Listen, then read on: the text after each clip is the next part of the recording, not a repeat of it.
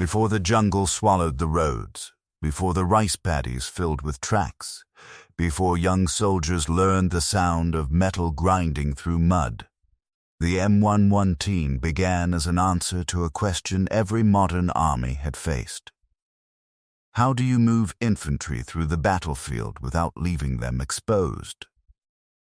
The answer was not simple. In the First World War, men crossed open ground on foot and paid for every yard in blood. In the Second World War, trucks and half-tracks carried soldiers closer to the front, but once the bullets started flying, the protection was limited.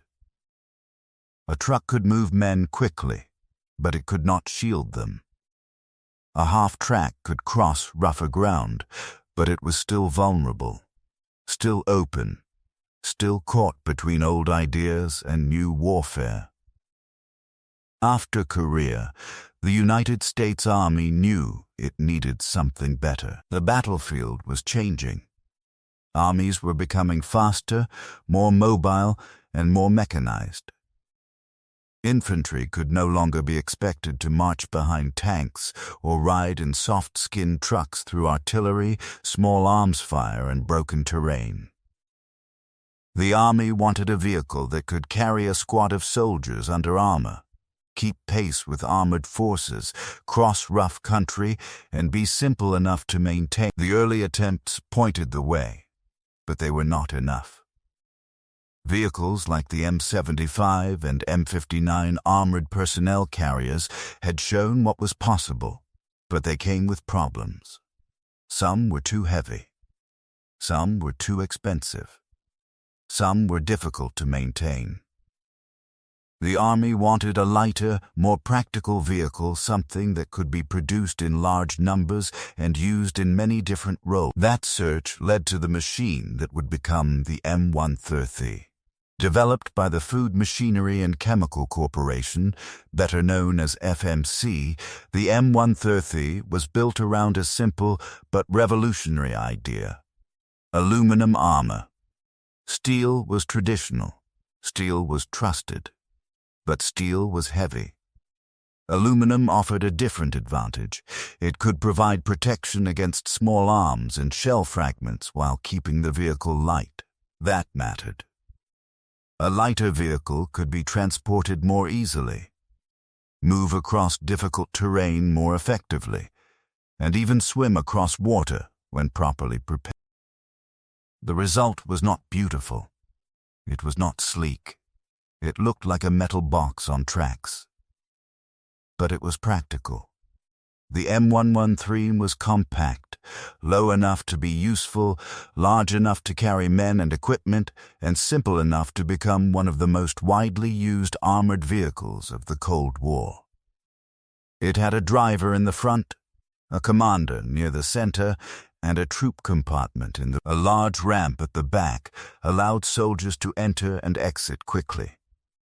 On top sat the vehicle's main weapon, the Browning M250 caliber machine gun. The weapon gave the M113 real bite. The 150 caliber machine gun could tear through vegetation, suppress enemy positions, and reach out far beyond the rifles carried by infantrymen. But in the original design, the man firing that weapon was dangerously. He stood high in the hatch, visible from the waist up, protected by courage more than armor. In theory, the M113 was not supposed to fight like a tank. It was a battle taxi. Its job was to carry infantry close to the fight, let them dismount, and then provide support from a safer position. The soldiers were supposed to leave the vehicle and fight. The M113 was transportation, protection, and support, not the spearhead of an assault. But Vietnam would change that. The first M113s arrived in South Vietnam in the early 1960s, before large numbers of American ground combat troops entered the war.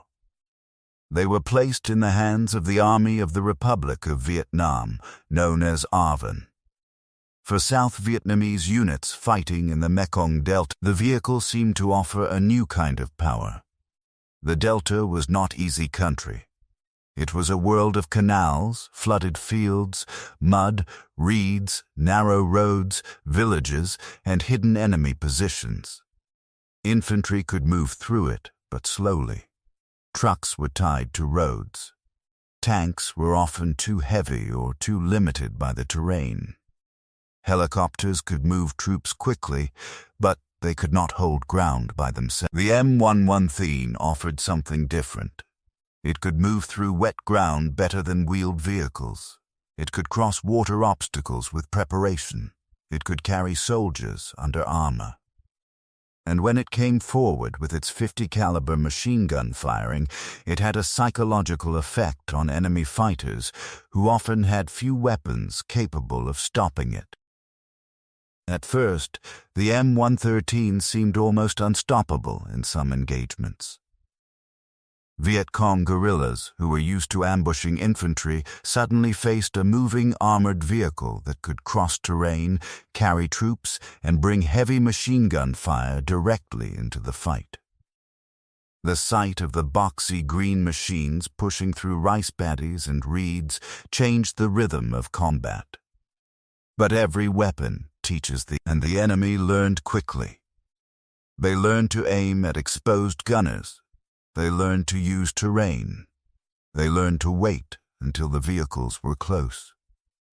They learned that armor did not make men invincible. The hard lesson came at Apbac on January 2nd, 1963. The battle unfolded in the Mekong Delta, where South Vietnamese forces, supported by American advisors and helicopters, moved against a Viet Cong force near the hamlet of Apbac. The M13s were supposed to bring mobility and shock power to the fight. But the battlefield became confused. Coordination broke down, helicopters were hit, and the enemy held firm from prepared positions. As the M13s approached, the exposed machine gunners became targets. The men behind the 50 caliber guns had firepower, but little protection. They stood in the open hatch, their bodies exposed above the roofline. Viet Cong fighters concentrated fire on them. The lesson was brutal and immediate. The M113 could protect the men inside. But the man operating its most important weapon was dangerously vulnerable. Apbac did not end the M13's story. It changed it. Soldiers and advisors began modifying the vehicles, and the gun shields were added around the commander's weapon. More machine guns were mounted. Extra armor was placed where crews thought they needed it most. Sandbags, spare track blocks, and improvised plates appeared on vehicles across South Vietnam. The M113 was evolving. Not in a factory. Not on a drawing board. But in the field, under fire, by the men who depended on it. This was one of the defining features of the Vietnam War.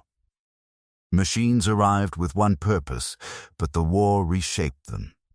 The Huey became more than a transport helicopter.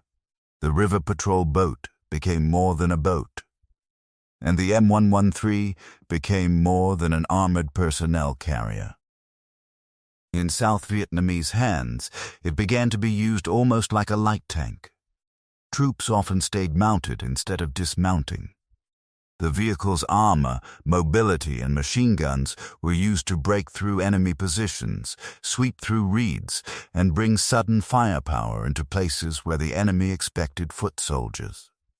In the Delta, the M113 could be a troop carrier, a gun platform, a patrol vehicle, a rescue vehicle, and a symbol of force all at once.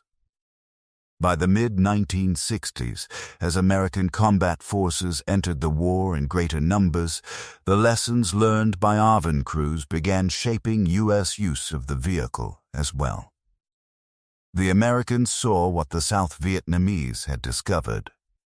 In Vietnam, the M113 could not simply drop off infantry and disappear to the rear. The terrain, the enemy, and the nature of the war demanded something more aggressive. So the M113 became the foundation for the Armored Cavalry Assault Vehicle, the ACAV. The ACAV was the war's answer to the weaknesses of the original vehicle.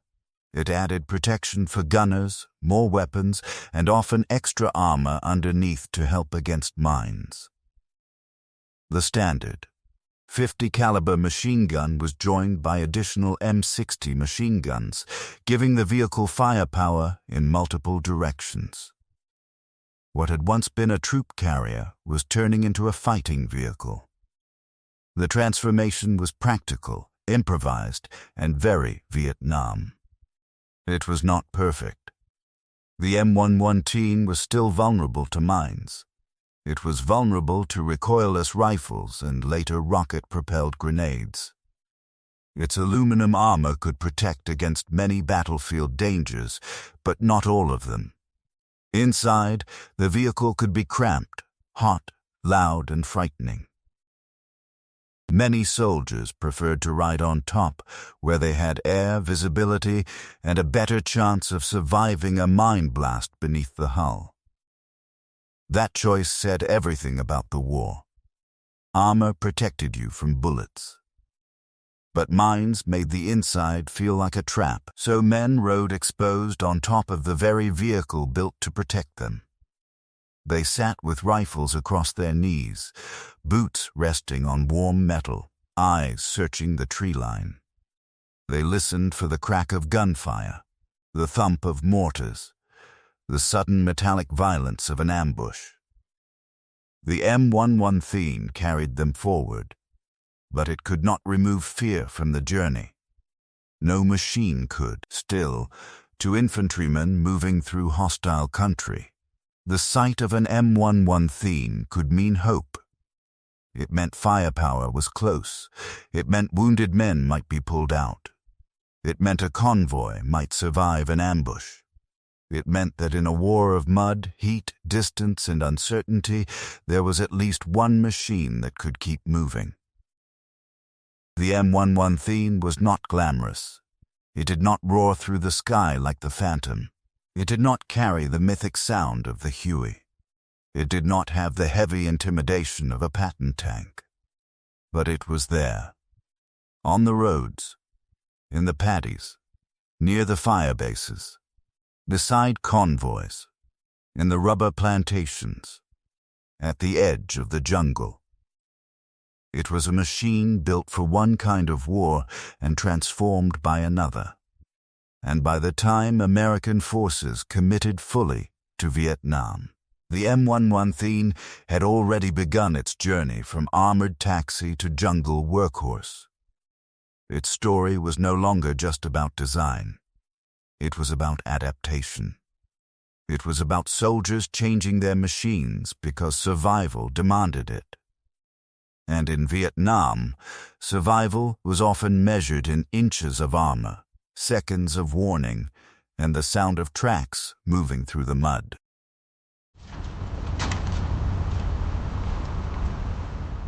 The M113 arrived in Vietnam as an armored personnel carrier.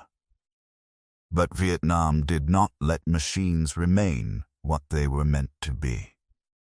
The jungle changed them. The roads changed them. The enemy changed them. And the soldiers who rode them changed them most of all. By the time American armored cavalry units began using the M113 in larger numbers, the vehicle had already proven something important in South Vietnamese service. It could do far more than carry men from one place to another. In the Mekong Delta, the M113 had crossed rice paddies, pushed through mud, and brought heavy machine gun fire into places where trucks could not go and tanks were often too heavy or restricted. It gave infantry mobility, protection, and shock power, but it also revealed its weaknesses. The original M113 had been designed around a simple idea: carry infantry under armor, move them close to the fight, let them dismount, and then support them. But in Vietnam, dismounting was not always the best answer. The enemy was hidden, The ground was dangerous, and ambushes could unfold in seconds. Sometimes the safest place was not outside the vehicle. Sometimes the fight came so quickly that the vehicle itself became the fighting position. So the M113 began to evolve into the ACAV, the Armored Cavalry Assault Vehicle. It was one of the most important battlefield adaptations of the war. The standard M113 carried a Browning M250 caliber machine gun, but the gunner was exposed. Early fighting had shown how dangerous the man behind the weapon had tremendous firepower, but very little protection. Viet Cong fighters learned to aim for him first. The solution was simple, practical, and urgent. Give the gunner armor. Shields were added around the commander's machine gun. Steel plates rose around the hatch, giving the track commander a fighting position that could protect him from some small arms fire, and the shield did not make him safe, but it gave him a better chance. Then came more weapons. Crews added M60 machine guns near the rear cargo hatch, usually one on each side. Now the vehicle could fire forward with the .50 caliber and cover the flanks with 7.62 ME machine guns. What had once been a troop carrier became a moving nest of firepower.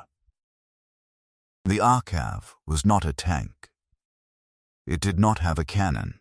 It did not have heavy armor. It could not absorb punishment the way a Patton could. But in the terrain of Vietnam, it had its own kind of strength. It was lighter than a tank, faster across soft ground, and able to operate in places where heavier vehicles struggled.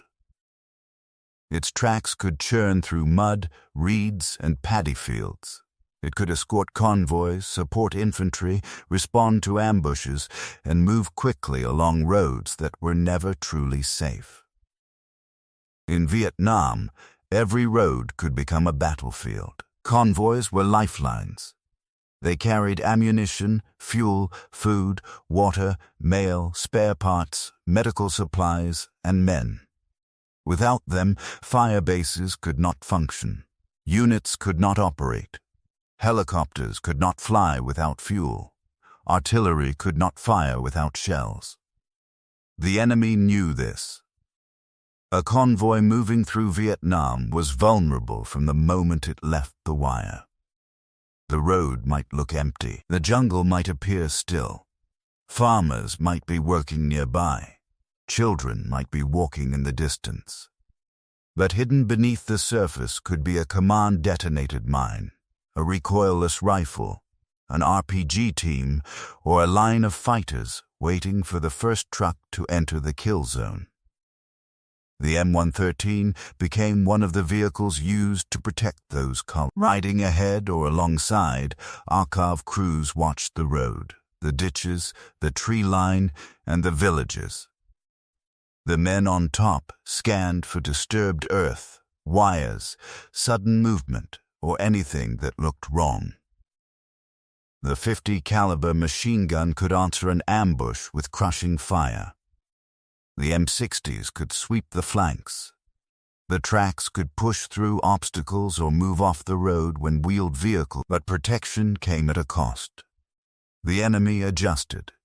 Mines became one of the greatest threats to the M113.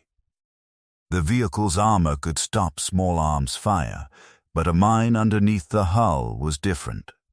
A buried explosive could lift the vehicle, rip through the floor, wound or kill the men inside, and turn the armored compartment into a deadly trap. That fear changed how soldiers rode.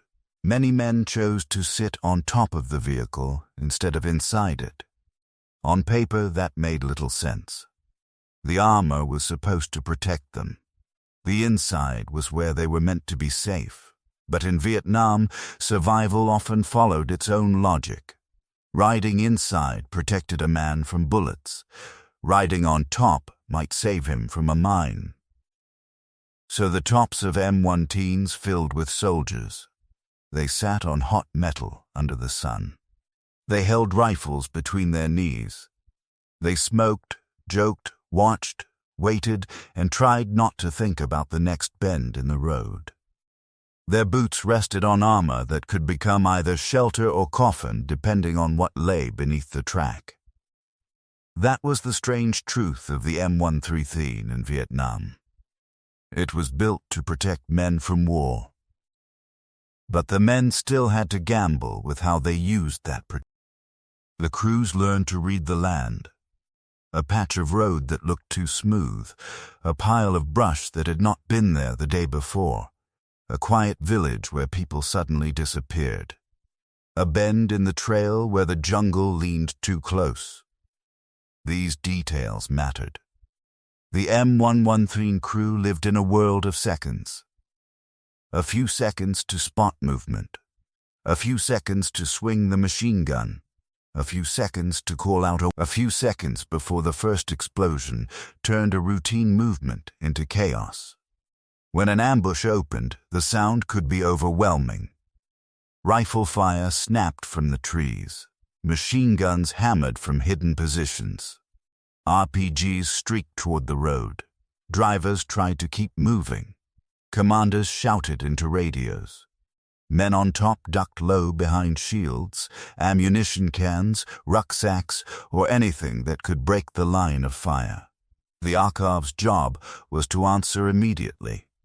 The .50 caliber gunner could tear into the tree line, cutting through brush and forcing enemy fighters to keep their heads down. The M60 gunners covered the sides. The vehicle commander searched for targets and directed fire. The driver had to keep the track moving because a stopped vehicle was a vulnerable vehicle. In those moments, the M113 became more than a machine. It became a moving bunker, a rescue platform, a weapons carrier, a shield for trucks and infantry, a loud, violent answer to an enemy who preferred surprise. But the ACAV could also be fragile. Its aluminum armor was useful against small arms and fragments, but it was not invincible. Heavy machine guns, mines, recoilless rifles, and rocket-propelled grenades could destroy or disable it. When RPGs became more common, crews tried to improvise again. Some used chain-link fencing or other standoff materials to make the shaped charge detonate before it struck the hull directly. It was not elegant. But much of survival in Vietnam was not elegant. It was sandbags on the floor, spare track blocks on the sides, improvised shields around guns, extra ammunition stacked close, water cans, ponchos, helmets, radios, ration boxes, and personal gear tied to every available surface. Every M113 became a little different, because every crew learned from its own terrain, its own losses, and its own close calls. In open rice paddies, the M113 could feel powerful. It could move where foot soldiers struggled, pushing through water and mud with a mechanical confidence that gave the men a sense of strength. In thick jungle or rubber plantations, that confidence changed. Visibility. The enemy could hide close. A machine designed for mobility could suddenly feel boxed in by trees. In the rubber plantations, the rows of trees could create strange, deadly corridors. Fire could come from the left, then the right.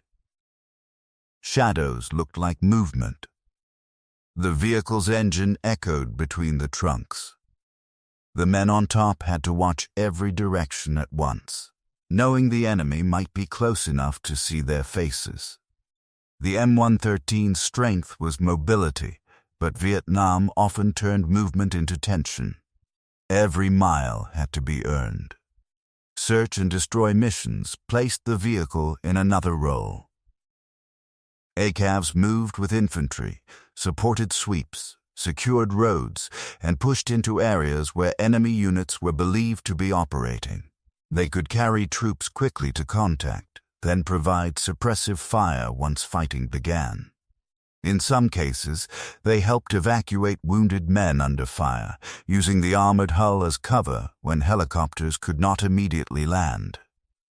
For the wounded, the sight of an M113 coming forward could mean a chance. The rear ramp could drop. Hands could reach out.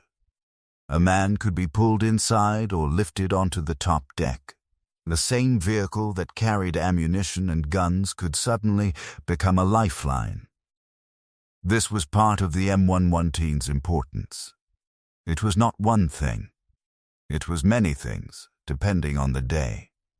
A troop carrier in the morning, a convoy escort by noon, a fighting vehicle in an ambush, a rescue vehicle before dark, a resting place at night.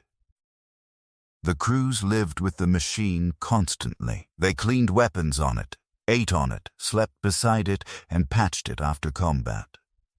They knew the sound of its engine, the feel of its vibration, the smell of fuel, mud, gun oil, sweat, and hot metal. They trusted it. They cursed it. They modified it. And when the shooting started, they depended on it. That dependence created a special kind of bond among armored cavalrymen and mechanized infantry. The men on an M113 were not just passengers. They were a crew, even when they were infantry riding on top. Their survival depended on everyone doing his job. The driver had to keep moving. The track commander had to see the fight. The gunners had to stay on their weapons. The men riding on top had to watch the flanks and react instantly. A mistake could cost lives. But when it worked, the M113 gave American and South Vietnamese forces something vital, the ability to bring armored mobility into a war often remembered only for helicopters, jungles, and foot patrols. The Vietnam War was not just fought in the air. It was not just fought by men walking through the bush. It was also fought by tracks grinding through mud, by armored columns on red dirt roads, and by crews who carried the fight into places where the enemy thought the terrain itself would stop them. The M113 did not solve the war. No vehicle could. But it changed the way many battles were fought. It gave soldiers speed where there was mud, firepower where there was ambush, and some protection in a war that offered very little. It was imperfect. It was vulnerable. It was loud, hot, cramped, and dangerous. But it kept moving. And in Vietnam, that mattered. Because sometimes survival was not about holding ground. Sometimes it was about getting through the next stretch of road, reaching the next village, crossing the next paddy, or bringing wounded men back before the jungle closed in. That was the combat life of the M113. Not glamorous, not clean, not invincible, but always present. The workhorse of the jungle. By the time the M113 had earned its reputation in Vietnam, the men who rode it understood something no technical manual could explain. A vehicle could be measured in weight, armor thickness, horsepower, speed, range, and firepower. But in war, a machine was also measured in memories. It was measured in the faces of the men who climbed onto it before dawn. In the hands that gripped the hot metals, in the boots resting against muddy armor, in the silence before a convoy moved out, in the prayers no one spoke aloud. For the soldiers who lived with the M113, it was never just an armored personnel carrier. It was shelter. It was danger. It was transportation. It was a weapon. It was a place to sleep. It was a place to wait. And sometimes it was the difference between getting home and never leaving the road. The men called them tracks. That simple word carried everything. A track was not just the vehicle. It was the crew. It was the sound. It was the steel under your boots and the aluminum around your body. It was the driver who knew every vibration in the hull. It was the track commander standing behind the .50 caliber gun, watching the tree line.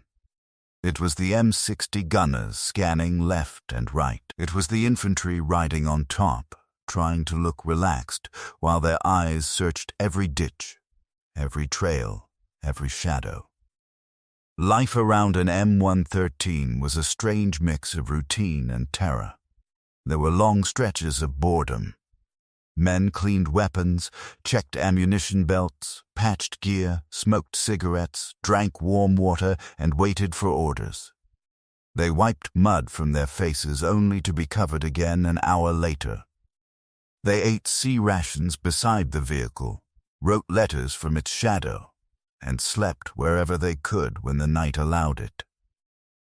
Then, without warning, the world could explode. A mine beneath the road, a burst of fire from the trees, an RPG trail cutting across the air, a commander shouting into the radio, a driver pushing forward because stopping could mean death. That was the rhythm of armored warfare in Vietnam. Not the grand armored battles of Europe, not tank columns crossing open fields, not clean lines on a map. This was close, confusing, and personal.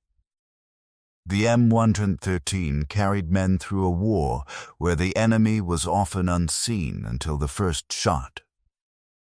It moved through villages where danger and daily life existed side by side. It rolled past rice fields, rubber trees, canals, jungle trails, and roads that could look peaceful one moment and become a kill zone the next.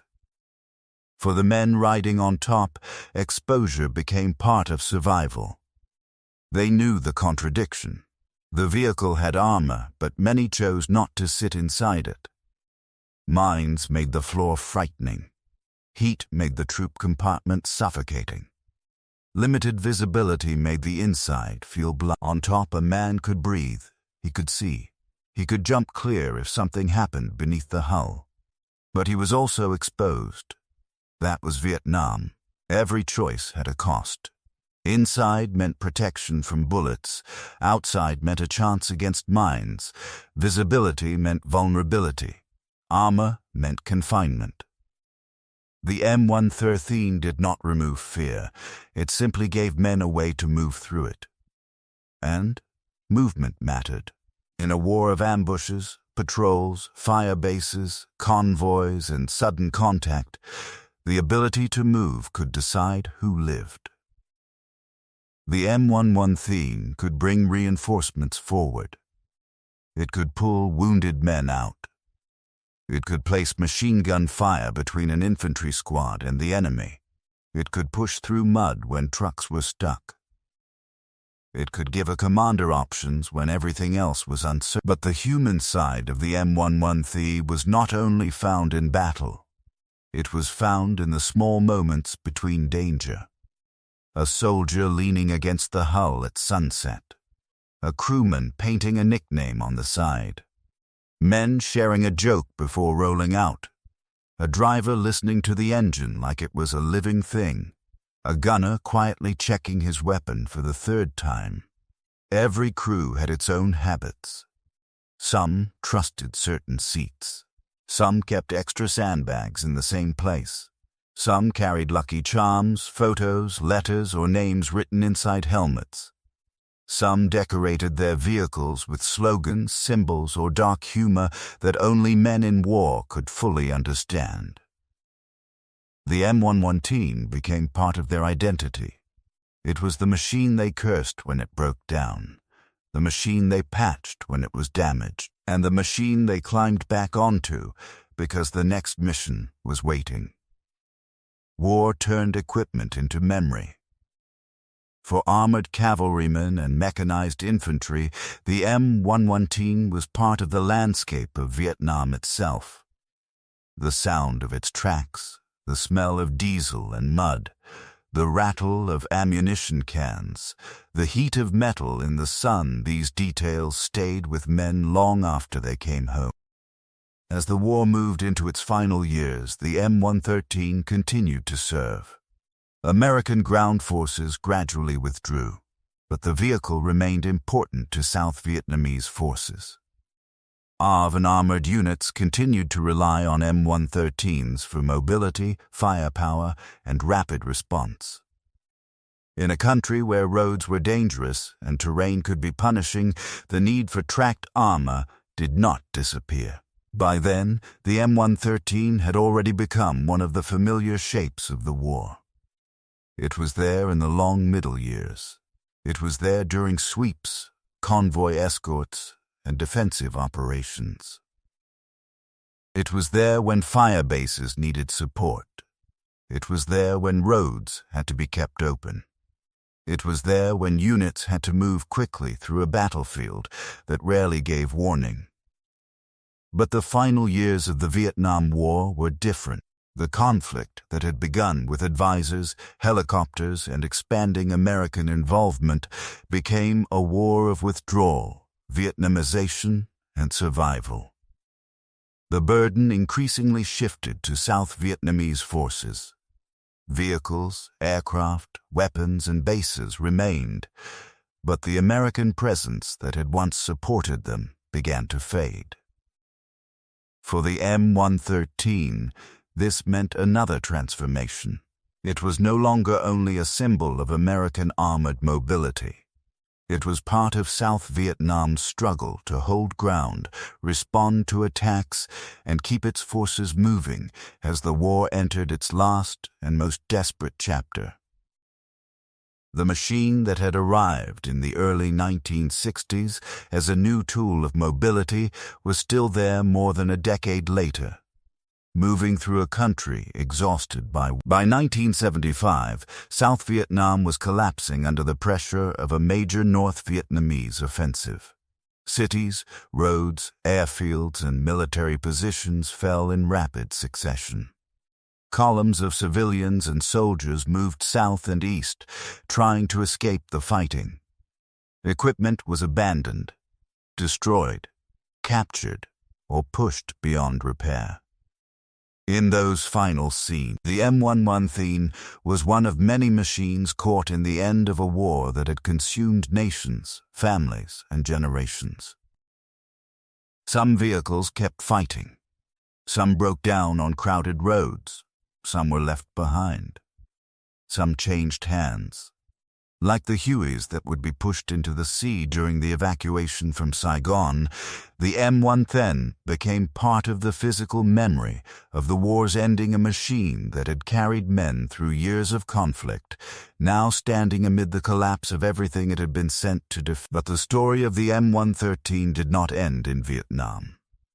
After the war, it continued to serve around the world. Its basic design proved remarkably adaptable. It could be changed, upgraded, modified, and rebuilt for many different missions. Command post versions, mortar carriers, medical evacuation vehicles, cargo carriers, anti-tank variants, air defense platforms, and engineering versions all grew from the same basic family. That was one reason the M113 lasted so long. It was not perfect, but it was useful. It was not heavily armored, but it was mobile. It was not modern forever, but it was simple enough to maintain and flexible enough to evolve. In the mid-1980s, the Bradley fighting vehicle began replacing the M113 in many U.S. mechanized infantry roles. The Bradley carried heavier firepower, better protection, and lessons learned from earlier armored combat experience. But even then, the M113 did not disappear. It remained in support roles. It continued serving in different versions. It appeared in later conflicts, training grounds, reserve units, allied armies, and military museums. The box-shaped carrier became one of the most recognizable armored vehicles of the modern era. Its legacy is not based on elegance. The M113 was never beautiful in the way some aircraft are beautiful. It did not inspire awe through speed or sleek design. It was plain, blunt, and practical. It looked like what it was, a metal box built to move men through danger. But perhaps that is why its story. The M113 represents the kind of machine that wars depend on but history often overlooks. Not the glamorous weapon, not the famous aircraft, not the dramatic symbol on posters and recruiting films. Instead, it was the machine that showed up day after day, mission after mission, carrying men, weapons, ammunition, radios, rations, fear, fatigue, and hope. For veterans, the memory of the M113 is often physical. The vibration in the hull, the ringing in the ears after the guns opened up, the smell of exhaust and wet canvas, the feel of dust on the skin, the sudden silence after an ambush ended, the sight of a friend sitting beside them one moment, and the empty space afterward. That is the part no specification sheet can hold. A machine can be described by numbers, but it is remembered through people. The M113's story in Vietnam is not only about aluminum armor, machine guns, engines, or tracks. It is about young men riding into uncertainty on top of a vehicle that offered both protection and danger. It is about crews learning to survive in a war that punished every assumption. It is about improvisation, brotherhood, fear, and endurance. It was called a personnel carrier, but in Vietnam it carried more than personnel. It carried the wounded. It carried ammunition. It carried infantry into battle. It carried crews through mines, ambushes, heat, mud, and sleepless nights. It carried the weight of a war that was never simple, and long after the engine stopped, it carried memory. Today, when a veteran sees a restored M113 sitting at a museum, a parade, or a memorial event, it is not just a vehicle from the past. It is a sound returning, a smell remembered, a road in Vietnam, a name, a face, a moment that never fully left. The M113 was not the most famous machine of the Vietnam War, but it was one of the most faithful. It moved through the jungle when the roads disappeared. It pushed forward when convoys were trapped. It gave soldiers firepower when the tree line erupted. It brought men in, carried men out, and kept moving through one of the hardest battlefields of the 20th century. The Huey gave Vietnam its sound in the sky, but on the ground, in the mud among the paddies and firebases, another sound answered it. The clatter of tracks, the rumble of diesel, the heavy movement of a blunt green machine carrying young men into history. The M113 Armored Personnel Carrier, the workhorse of the jungle,